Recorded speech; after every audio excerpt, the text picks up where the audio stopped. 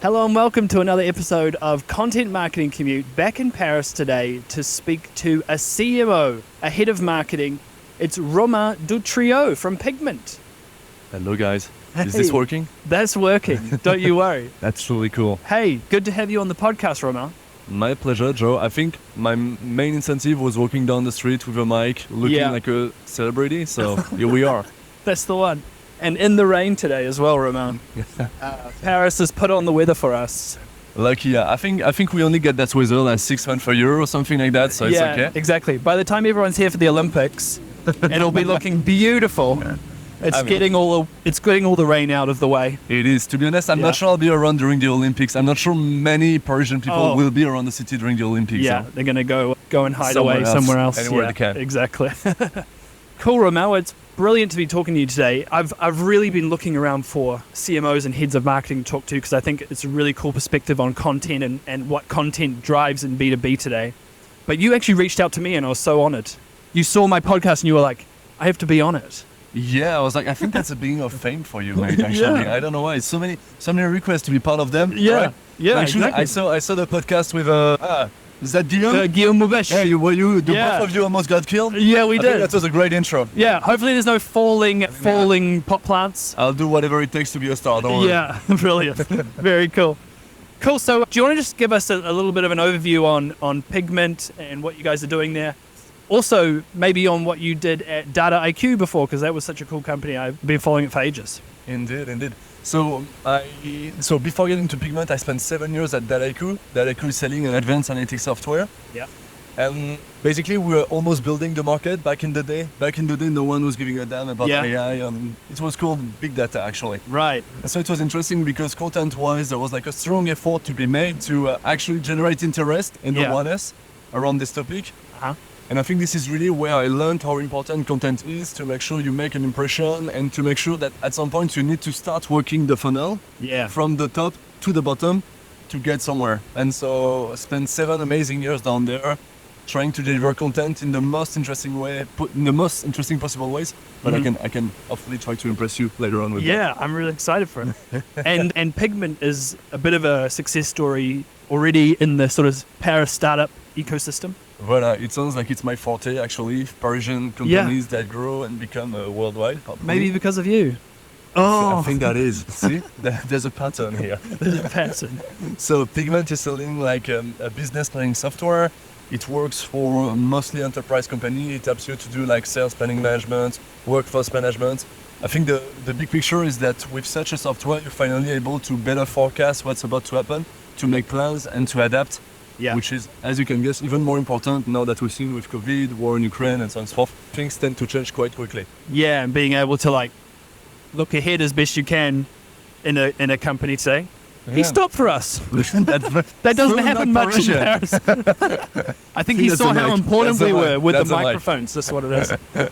Yeah, I was saying sort of like, that's becoming harder and harder for companies to do is like look ahead and plan the future, but it's kind of what you guys help with. Yeah, totally. And I think that it's super interesting because at some point that means that even if you have to take tough decisions, with such a tool, you're able to know like how many people you actually need to let go of, as an example. And in this way, you can be super smart, trying to be as granular as you can. Yeah. And make sure like you don't harm the course of your company, if that makes sense. Yeah, makes sense. Okay, cool. It is raining quite hard. Romain. How long can you do that? I mean, I'm not wearing the camera. I'm not holding the camera. No, that's true.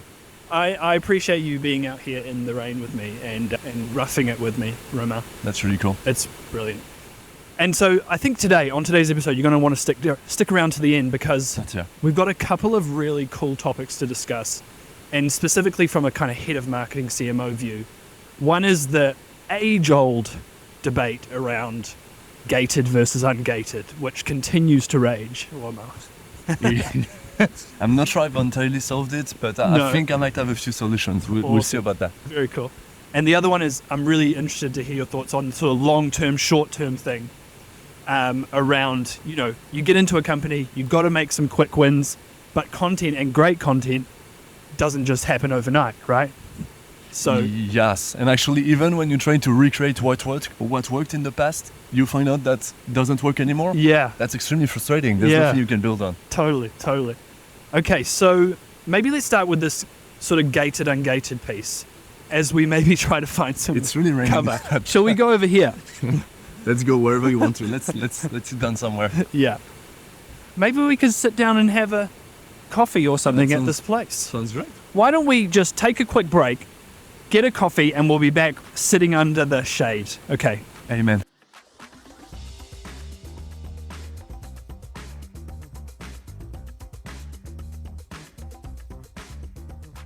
Okay, Romain, happy to say we've found some dry space here. We're so lucky. We're in the core of Paris, the very heart of Paris, Yeah. discussing about content, and we got the menu. Merci. Merci. Beaucoup. And we've got a beautiful outlook onto a little church, little square. And we're about to talk, Romain, gated versus ungated. So can I just open this up? Obviously, there's different thinking around this, and we still got to capture people's email addresses somehow so we can nurture them or whatever we think we need to do with them. But what's your philosophy on gated versus ungated as a marketing leader? So I'm afraid I'm not yet entirely done on this one, to be afraid. Well, that's cool. I hope. I don't know. Back in the days at Dadaiku, we were gating most of everything, to be honest. But the more you think about it, the more the experience of like downloading a PDF, like letting it die on your desktop, I mean, sounds extremely old school from my point of view. Totally. Here at Pigment, we got a slightly different approach, which we can only afford because we got like a very strong outbound motion. Nice. Like when you think of the gated asset at the beginning, the whole idea is that you capture leads, as you said, to start like a business relationship, whatever that is. At Pigment, one of the specificities of this company is that you got a very strong outbound practice. I'm talking like you got 20, 30, 40 BDRs Oh, wow. that gonna be scoping the market, gathering leads, and so on and so forth. Mm. So suddenly the needs to create net new leads is not that relevant That's anymore, nice. right? Yeah. That's a good position to be in as a marketer as well. Right? Yeah. But it can be a tricky one too, but we can get to that. We can get to that later on. Yeah. So here at Pigment, basically, our persona, our ICP, we know them, and we most of the time we extracted their email addresses, their LinkedIn profiles. We know them by heart. Yeah. And that makes ouais. We're just going to order. Tu veux manger ou pas? Tu veux Ouais, manger? peut-être. Moi, je vais prendre. Chef Bruchot. Et moi, je vais Merci. prendre un chicken run, s'il vous plaît. Merci. See. This thing is still on. Okay. No, but I think what you were saying is like you already have a sense of who you want to sell to, and you have access to their email addresses. Yeah. And that's the thing these days with technology, and there's so many more. It's like something we've been doing for like 15 years, when you couldn't get access to these things, and you couldn't get, say, intent data and all this different stuff. But a lot of companies are still doing the old school way. It is. And to me, like, it was really like an eye-opener when I joined Pigment. Like, I'm like, wow, does not matter that much anymore to get net new leads every month because, like, we already get those leads. Yeah. We just need to engage with them in the best possible way. Nice. And when you start thinking that way, things start to shift a little. Mm. At the moment at Pigment, basically, I got two clusters, I got two buckets. I got my bucket one, which are like my top accounts I wanna be friends with. Mm. And so all those guys, we engage them with ungated assets, then ungated money. So it's gonna be direct email, direct advertisement on LinkedIn, not gated, and so on and so forth. Yeah. Because what matters is maximizing consumption. Right. And then we get the second bucket on net core accounts, if I may say, where basically we want to be there once they're ready. Yeah. And that's why gathering leads for such accounts still makes sense. Okay, So we sure. still get like a gated part to them. Okay, cool. Yeah, interesting to hear how you got those two kind of mindsets. And often it's like, I've heard people say, yeah, with customer marketing, like we'll just give it to them free because they're a customer, we want to give them a good experience. But yeah, interesting to hear how you're talking about it. I think, is that also partly, is Pigment more in that enterprise space? Are you kind of, you're kind of selling totally. enterprise? Like the whole story of Pigment has been like, I joined like 1 year ago, we were still very much SMB back in the days. Now we're really going up market and we're closing enterprise customers. Yeah. But so you got this enterprise deals, Yeah. 10, 15 persona, sales cycle lasting 6 to 12 months, 18 months sometimes. So you're gonna need to address a lot of different persons. You need to nurture a lot of them Yeah. with different content, different intensity. That's what makes it interesting. Yeah, totally, man. Cool. I really like what you said earlier around you optimize it for consumption, because a lot of times, as a content marketer as well, you spend a lot of time creating this thing, whatever it is, and then it seems like all that matters to the marketing team and the business is that someone would download it and not even consume it. Like, And it's kind of like, what are we doing creating this great thing? And then we don't even care, to be honest, if anyone consumes it. I think it's really linked to having the wrong KPI. I mean, if you're optimizing for having number of leads, you don't really care about the consumption. But if suddenly it's going to be like time spent on your webpage or time spent on your assets, sharing, engagement with the content, you get something much more interesting. Yeah. And I'd love to paint you like a pink picture. It's not working perfectly. Yeah. But you got a few tools today where you can follow the engagement, behavior, consumption. Yeah. And it's useful for us to define like the intent of the lead and how hot this person is. Yeah, and it comes down to intent a lot of times, right? So maybe that's where Gated comes in. It's like, if they are willing to fill in a form, it could show greater intent, or, I don't know. Yeah, totally. I mean, it is for sure. I think what is super interesting also for me when I'm engaging with, when I'm seeing all these leads engaging with our content, is finding out what works, what doesn't work, in kind of an unbiased way, if I may say. Back in the day when you were pushing content, you were creating the content and then you were activating the content, right? Yeah. And if you were to spend 5K or 10K or 15K, you would have gotten like a much stronger return on investment. Right. And so here it's really interesting to see what works and what doesn't, and it's very often counterintuitive, to be honest. Yeah. Which is a pain. Counterintuitive. So that kind of leads me on to a question, like what makes great content to you? Like as a head of marketing, what are you looking for your team to be able to produce, and how do you think about using it? It's really a tough question because, I mean, and I've understood you've been working in the content industry for a while, and so I think we're all familiar with the cliche, which is like B2B is people selling to people, and you should talk about feelings and how they are, blah, blah, right? Yeah. Still, at the end of the day, none of us are really doing it, right? I was reading your post this morning on LinkedIn about like how 2024 trends for, what was it? Yeah, basically saying like the future of content is a little bit like overdone and lazy. Yeah, it's the sense of like everyone thinks, what's the first angle we think of? What's the future of finance, or what's like, I shouldn't be laughing, frankly, because no, but I've done I might have done that already. I've done a lot of it too. I'm calling myself out. And so you end up doing like contents that you've already seen 20 times around, especially when you're having a look at your competitors, you realize you're saying same stuff about same topic. Like for me, like my shame in 2023 was having done like too many white papers around AI. Right. And I'd like to apologize to my audience, actually. Perhaps you read them, perhaps you did not, I can't blame you. How many assets and contents on AI in 2023? A lot, man. I think we lost count. Did I do any? I apologize too if I did so. Generative AI. But you were in AI so long ago.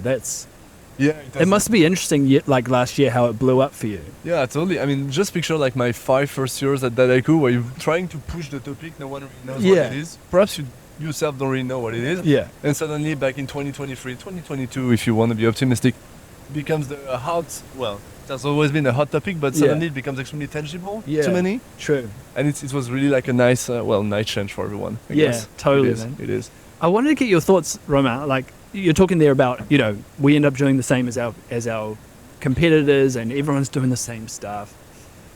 One thing I've seen a lot lately is like this crossover. If you don't have an opinion on this, don't worry. But I've seen a big crossover between like the creator economy and B2B, right. And even some companies employing sort of content marketers, but they're more just like creators who just like make cool videos and funny stuff. Do you have any thought on that? Yeah, totally. And so actually it's something we tried back in the day in my former company, and that we're currently investigating for Pigment. Yeah. At Dadaiku, we created like a dedicated YouTube channel whose name was Recall. Mm-hmm. And it was managed by like a very famous tech data YouTuber that you probably don't know, so I don't want to make you feel uncomfortable. No, that's okay. But like quite someone, Yeah. And so we ended up working. But it was sort of outside the brand a little bit. Yeah, totally. It was like top of funnel, all that stuff. There was like some light Dadaiku advertisement, but really light, to be honest, right? And so we worked with that guy for like 1 year, 1.5 years. Yeah. So of course it was expensive. Because you are discovering cost of content being done by a famous American YouTuber. Oh wow. Yeah. That's different. That's who you're about to be, right? Yeah. Well, I hope so. Let's talk about that later. Tell me how much I can charge. I won't. No? And so this guy was creating like great videos talking about topics that was linked to the world of AI, big data and analytics. Yeah. None of them around Dadaiku, of course, but really top of the funnel. Yeah. So it was super exciting for myself, for the team. We're talking to the cool kids. Yeah. And we've done like some very cool project together. Like we actually, I think we shot the story of someone whose name I've forgotten sadly, a police officer in New York Police Department back in 70s or 80s that leveraged big data to forecast crimes. If you don't mind me putting it that way. Wow. And so it was super fun, super exciting for everyone. Yeah. It's still going today. It's still an issue to being able to determine the return on investment. Yeah. And it's still something we find doing it because we saw the channel growing, but it's true that it's probably not the easiest asset to sell to your company and your CEO. Yeah. Merci. Merci. So this has turned into a lunch date. Yeah. Fantastic. Merci. Merci. You know, in France, like, lunch can last quite a long, right? Exactly. This is going to last quite a long time. This is like a 3-hour lunch podcast. That's what we need. Yeah. No, but should we have a quick break and have a little bit of lunch? I'm fine with everything you want. Yeah, let's have a little break, have a little bit of lunch, and then we'll come back and we'll maybe we'll finish this off and then we'll get into that long-term, short-term. And we can keep them on their toes. Yeah. That's very smart. Exactly.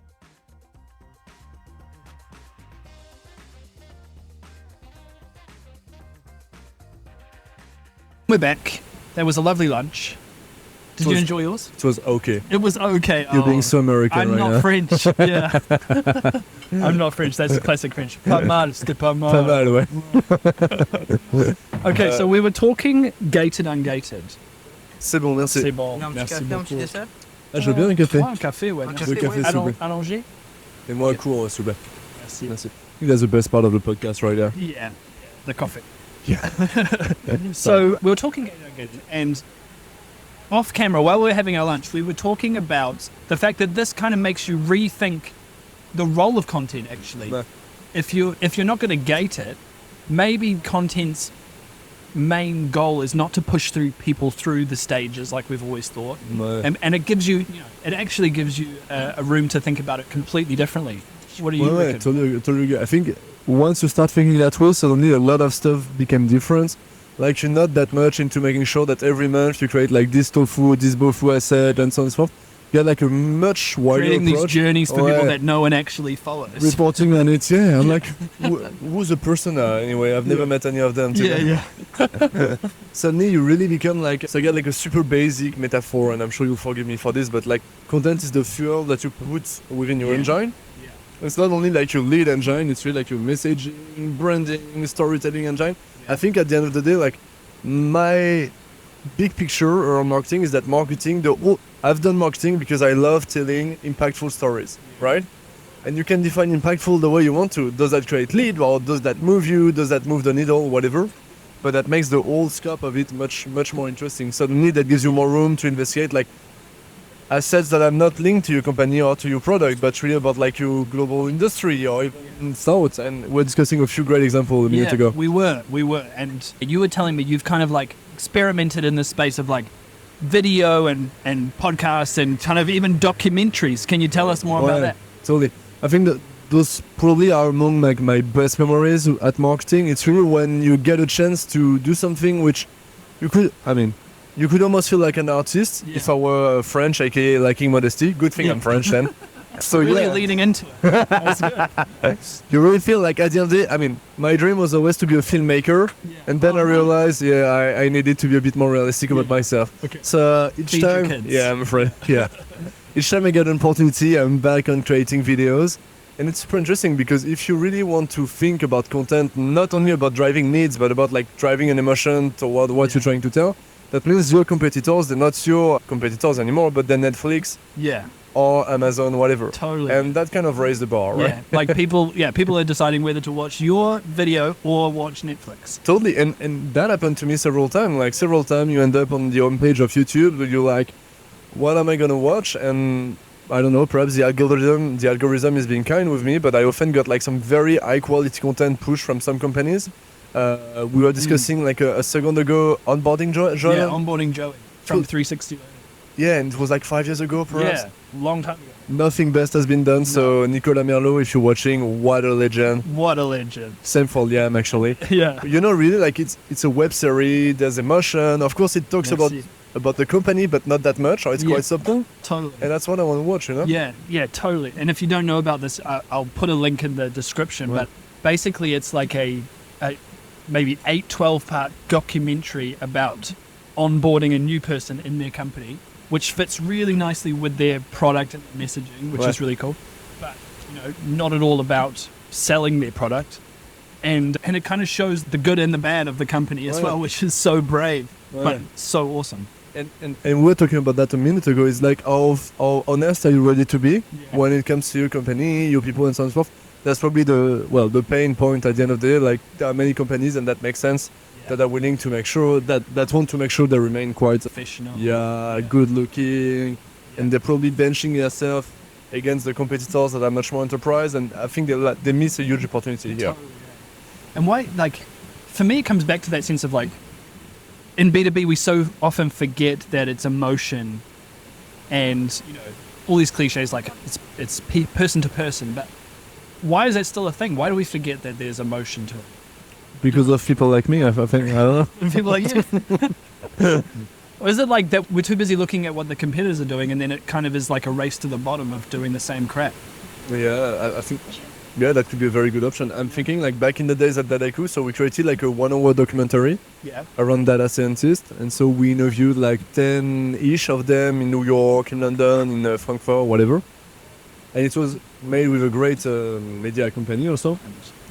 And so you end up with a 1-hour documentary, but we don't talk at all about the product in itself, of course, but more about the state of the business, what they're afraid of, how they see their job evolving, and so on and so forth. It took a lot of time, a lot of money also, frankly. The output was great, but it was almost like a 6-month, 9-month, almost a small 1-year project. And that's a pretty long time for many companies. Totally, man. And how do you even pitch that to the, your uplines in the C-suite? We were talking a little bit about that off air as well, but often you've got this, you've got an idea of how marketing works and the fact that it's linked to emotion and it's not necessarily because they fill out a form that they're going to buy. But how do you sell that to someone who wants to see short-term results? Well, so I think there's something interesting. When you want to remain extremely rational, you get plenty of studies that show you that within a given geo, given industry, given use case, where there's a stronger awareness or brand footprint, you're going to be more successful in terms of sales velocity, sales cycle, deal size, and so on. So you get this rational approach, which is one. Don't know if you're using it also from time to time. No, that's a good approach. Sometimes it works out. No, but it's true. I mean, I got plenty of studies that are going to show me, let's say if I do more awareness advertisements in North America, I'm going to find out, I get a higher CVR, quicker deal size, deal velocity, and so on and so forth. So that's part one. And part two for me is much more emotional, where you need people to trust you, and you also need to be clear and saying, we're going to try something, and perhaps it's going to work, and perhaps it's not going to work so well, but it's worth trying. This one is a different story. Yeah, and just having those people who you can have a bit of trust from. Right. If we can get into that sort of short-term, long-term thing, I'm really interested to talk to you about that as a head of marketing. You've been at Pigment for a year now, so it's probably still reasonably fresh in your mind. When you first arrived, how do you think about that? Is it a case of getting some short-term wins and then be able to build the trust to do cool content, stuff like that? Yeah, totally. I think marketing, at the end of the day, I think the chance and also the pain of marketing within the GTM department is that when you think of sales, of VDR or sales team, they focus on the end of the next quarter. Best case scenario, right? They got targets to it. And we also, because we're part of GTM team, we get part of the stuff to it, but there's a bigger picture. There's a longer term, there's a 1, 2, 3 years vision, if you're good, that you also need to work on. And finding this balance between short-term, long-term, being able to explain to your stakeholders that you're doing short-term actions that are going to have an impact on the pipe short-term, but at the same time, you need to keep some time, resource, budget, people to work on the longer term is a huge bet. To me, an extremely good example is PR, public relationship. We all know it takes ages to take off unless you Mistral or OpenAI, right? We know it's going to take 6 months to 1 year to build a relationship with the press, to start telling stories, and from my point of view, you need 2 years to really be where you want to be, right? But it's true that in the meantime, every month you get to pay a hefty amount of money to get there. Yeah, and if you don't start those 2 years now, you're going to have to start those 2 years later down the track. Yeah, you're right. Actually, the sooner you start, the better off you're going to be. But it's hard to explain, and so then there's always going to be some willingness to go quicker within the company to find shortcuts. And I think the sad truth of marketing is that there aren't no shortcuts. There are no low-hanging fruits. There's only hard work, and it's going to deliver because we've already Yeah. done it and we're confident. But it's not the easiest story to tell. So Yeah. No, I fully agree. It's often it's just about finding the right people that you can work with and be like, give me, trust me. yeah, Give me this, like, totally. you know. Because this, I mean, I love video games, and so I love Assassin's Creed. And each time I see like the assassin doing the leap of faith, Yeah. feels very much. This is what I'm trying to convince my CEO to do. Yeah. Sometimes it works, sometimes it doesn't work. Yeah, That's what I totally. said. Man, awesome. One thing I hear a lot, I'd love to get your sense on this, is like a lot of companies talk about being the media company. Like, Yeah. like we should just be like a media company. Have And you, to have a community too. and have a community. That's a huge one. That's a massive one. How do you, like, what do you think about those couple of things? I mean, on paper, they're probably not wrong, right? I Yeah. mean, you don't want to talk about your product, but you want to talk to your ecosystem, your environment, blah, blah, blah. Yeah. Sure. At the end of the day, when I try to think of people, of companies, that created like a real media brand, I can think of one or two of them. To me, a huge reference will always be Recorded Futures. It's a cybersecurity company. Yeah, I You're know familiar with them? Yeah, man. They're great. Awesome example. And their CMO, I'm trying to remember his name right now. It's super embarrassing. Please don't watch it. But he's a great person. Yeah, I don't know if he'd be watching it. You'll tag him. Yeah, You'll we'll tag him. It's a great, Yeah. and I mean, I take remember this like example. you go to their website, it's like this Netflix type experience, right? Of like, it's all those things we know in the B2C world, Ouais. and you can sort of navigate it in the same way. It's so smart. And really, when you, so I had a chance to discuss with this CMO again, and sorry again, mate. Like, it took him a lot of years to get there. He hired professional journalists, Yeah. and now like this media site, which is all about like cyber news around the world, is one of the cyber references in terms of news. That's crazy. Wow. All right. And I mean, that's a very good example of something that works. But I think of it, and then I think of all the other companies, all my Yeah. other peers that are trying to start a media. Sometimes they have to kill it pretty quickly because they don't manage to show the value internally, perhaps because there's not that much value which Yeah. is being created, frankly. Yeah. Or it takes like years to build it Right. up. Right. When that's not your that's not your business model, and you can't show. It's a different story, but look Yeah. at the longevity of like the media brands surrounding us. Like if you think Yeah. at Le Monde, they've been created like Yeah. more than a century ago, perhaps. I mean, these things take time, but it's Totally. difficult to explain. Yeah. And what about the community piece? Like, have you seen anyone do that well? Yeah, I think it would be fair to congratulate Mutiny from my point of view. Yeah. I'm a marketer, so I'm the core target of Mutiny, and they're running a community that I think works well. The secret recipe, well, not so secret, but at the end of the day, they get like, I don't know how many people, 2, 3, 4. You should usually ask Mutiny people. Full time managing the community. Just focus on that. Yeah. Lot of events, lot of things going on. It's Yeah. a long effort.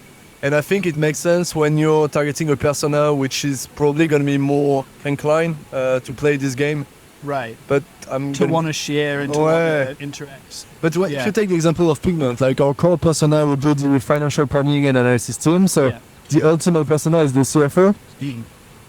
I still have not cracked how to speak to the CFO in a different, meaningful way that makes an impact. To be honest, totally.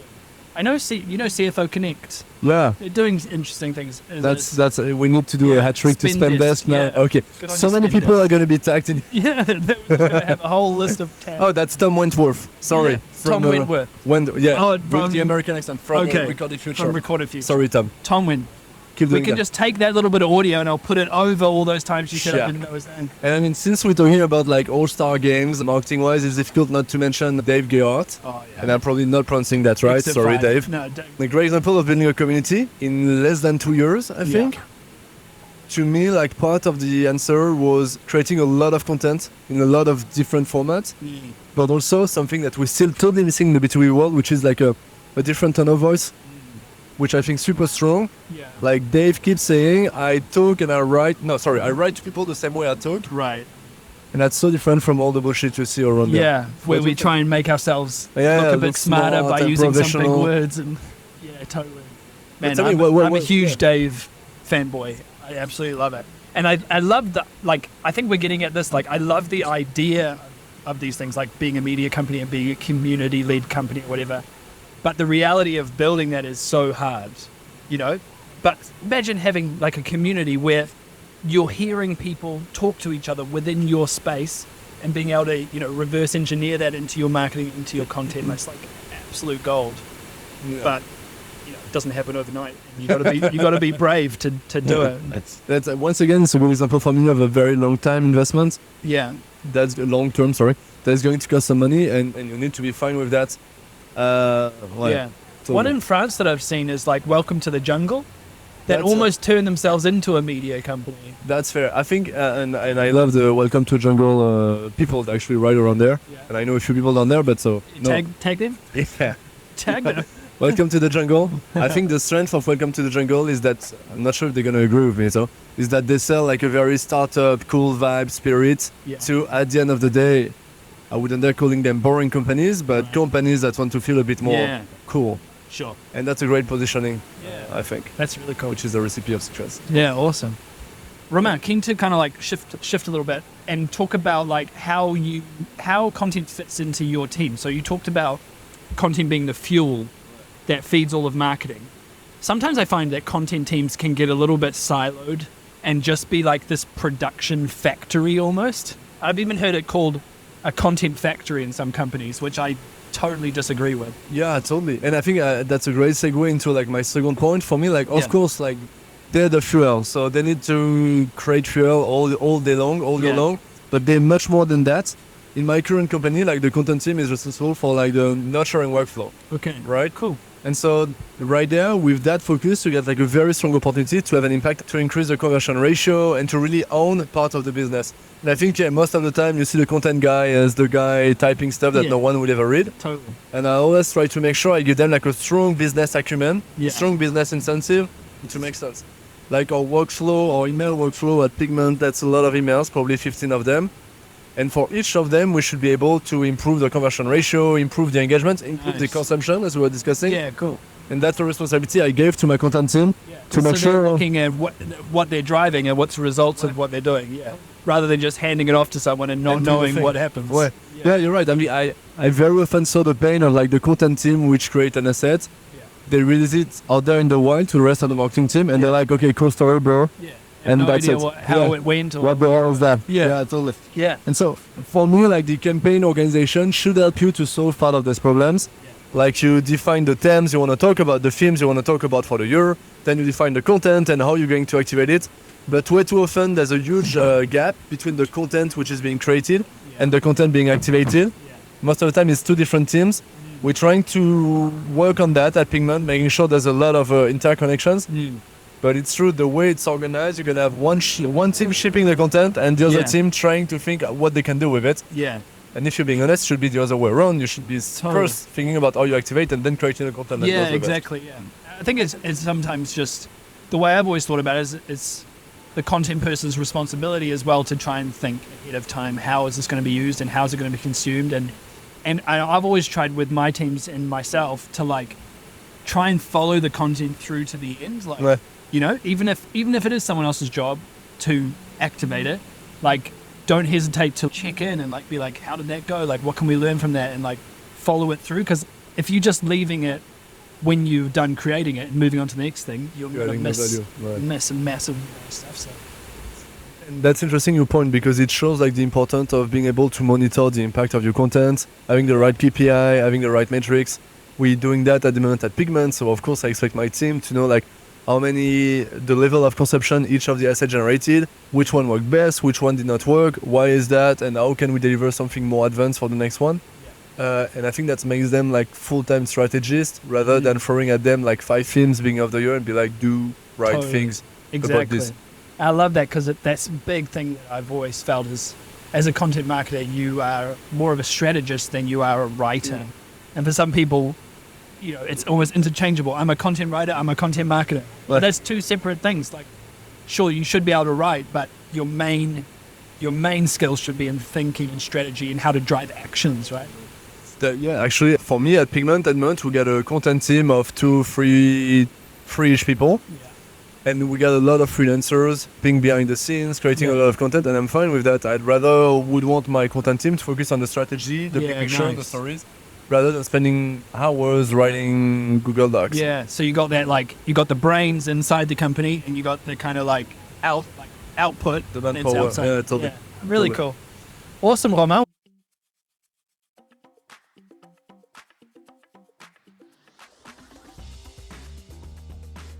when I think of content. A, you're the guy that helped me create the stories we're going to share in very different way. B, you're smart enough not to be focused only on generating leads because there's a bigger story than that and we'll discuss it. Nice. And C, in a B2B world, which is the most boring in the world, you're coming up with new formats or new way to tell stories, which I think at the end of the day is great news because it's the core of what is marketing, once again. And I see many interesting trends at the moment, but I feel like we're so behind as a whole, content in the B2B industry. I think one thing I'd like to see more of in the future is interactivity. Okay. I told you I'm a video game fan when I got time, not that often, sadly. But at the end of the day, what we're all looking for is some interaction, some entertainment. I mean, you need to be fine. I'm fine telling my content needs to entertain me in some way. Yeah. And so I could probably think of like max 5 or 10 content where there's some interaction, there's some gamification. Yeah. And to me, like the best recent example is like the Mutiny again, doing the, gosh, those guys. They're so good. I hate them. The survival webinar, not sure if you heard about it. No, so great idea from Mutiny. It's a webinar. They're gonna have experts talking about topics more or less linked to their field of interest. What is interesting here is the package, the meta context.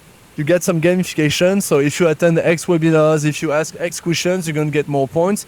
And the one who gets most of the point gets a reward at the end of the day, which is one of the ways to think about content consumption, which is probably a bit cynical, but also quite realistic, to be frank. And I'm craving for more stuff that. My dream is to create a video game about my industry, but I'm not yet there, I'm afraid. Oh, I would love that. I would play it. You don't know yet? I'm not an FP&A person, but... It could be FP&A 6. Oh yeah, I got a title already. Nice. That would be so good. Interactivity, I think that's massive. Because if you think about if you want people to engage with your content and consume it, like if they can be part of it, that's a whole extra layer. That's really cool. So I took the video game a bit far probably, but just think of like the quizzes where you can bench yourself against your competition. Like calculators and different things like that. There's some simple stuff that do work. I think they could be taken much further. Yeah. But I'm looking forward to that. Perhaps it will be you. Yeah, maybe it will be maybe it will be you. We'll see about that. Oh, I love it. Do you think like that brings up an interesting point around different kinds of personas and you talked about targeting the CFO. I'm working in a fintech as well now, and I've come from working in HR and in MarTech and stuff. And like, I'm realizing that with finance, it's one of those ones where you've really got to take the time to still think about it and understand those people, because as a marketer trying to market to finance people, you got to realize they're so different to you. Like, how do you think about that? That's interesting because indeed in my first week when I joined Pigment, I was under the cliche that you might have had, like finance people, they're boring. I mean, all the cliche that because that probably means that us marketer, we cool. Yeah. Right? Yeah. We cool and they're boring. Things are a bit different, I'm afraid. I don't know about marketers, but about those finance people. We're all cool? We can put it that way. Yeah, keep that for the closing of your podcast. No, when I've met many finance people, my customers to be partners and so on and so forth, it's people that are most of the time the most interesting balance in terms of right brain and left brain. Right. Of course, you need to love numbers, but you very much need to be extremely creative. To get where you want to get, to do some forecasts, to do some predictions. So it's a super interesting way of thinking. And once again, I think the industry could give to these people something a bit more mindful of what and who they truly are. Yeah, and not just write them off as like finance people. They just like numbers and they're just like this, whatever. And it speaks to like just actually knowing them and talking to them. They're human beings, right? Yeah, they're human beings, yeah. But I mean, I can even see it when I go on the website of some of my competitors, like the look and feel, the display, it's super green. You see big buildings, black and white, people, suits. White men wearing suits. And things have changed a little, I've been told. Yeah, totally. It's a cool way to look at it.